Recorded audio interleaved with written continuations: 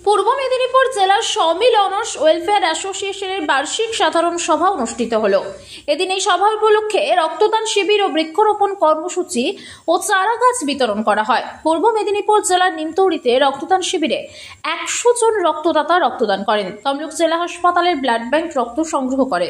এদিন অনুষ্ঠানে উপস্থিত ছিলেন পূর্ব মেদিনীপুর জেলা পরিষদের সহকারী সভাধিপতি সুহাসিনী কর, জেলা পরিষদের শিক্ষা কর্মাধ্যক্ষা অপর্ণা ভট্টাচার্য, সংগঠনের জেলা সম্পাদক সুব্রত রায়, সভাপতি রাধা গোবিন্দ বিশাল, কার্যকরী সভাপতি যোগেশ চন্দ্র সামন্ত, গোপাল বেরা, জেলার 2 বন আধিকারিক সহ অন্যান্যরা।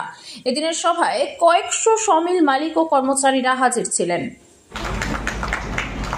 একেবারেই পরিবেশ বান্ধব একটি সামগ্রী জুট এবং কাগজ আছে, তার দিয়েই বানানো হয়েছে জগন্নাথ, বলরাম এবং সুভদ্রা। আজকে সামাজিক অনুষ্ঠান হলো, দেখুন আমরা তো সর্বতভাবে চেষ্টা করি সমাজের জন্য কিছু করার জন্য। কখনো ছাত্রছাত্রীকে বই খাতা দেওয়া, কখনো চারা গাছ লাগানো।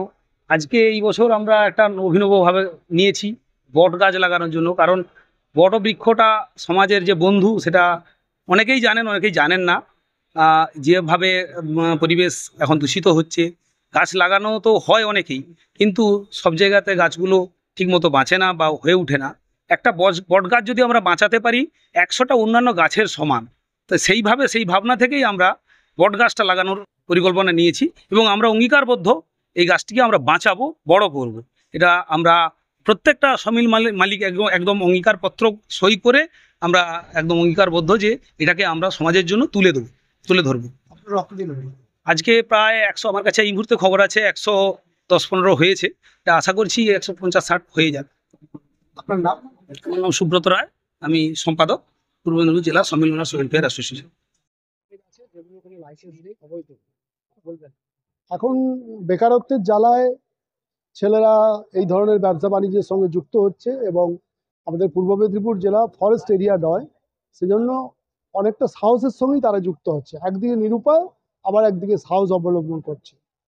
অতএব এগুলি যাতে আগামী দিনে লাইসেন্স পায়, সেকেন্ডারি লাইসেন্স পায়, সেজন্য আমরা আমাদের দাবি যে আবেদন প্রক্রিয়াটা থাকুক, তাহলে তারা আবেদন করুক, লিগালি আবেদন করবে, তার যা ক্রাইটেরিয়া আছে, গভর্নমেন্টের নিয়ম আছে, সেই নিয়ম মেনে যাতে তাকে অন্তত সেকেন্ডারি লাইসেন্স দেওয়া যায় এবং তারপর সে জেনারেল লাইসেন্স পাবে।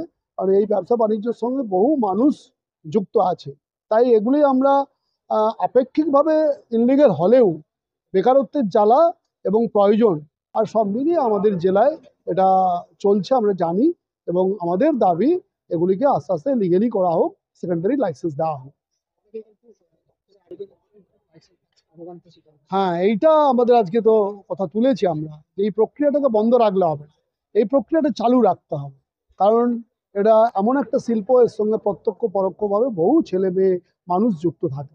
সেজন্য আমাদের দাবি যে এই প্রক্রিয়াটা যদি চালু থাকে তাহলে আস্তে আস্তে করে লাইসেন্স পাবে।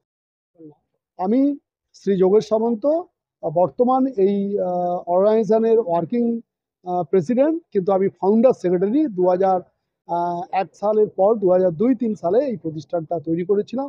স্বাভাবিকভাবে আমার একটা স্নেহ আছে, ভালোবাসা আছে, একটা আত্মিক টান আছে, এটা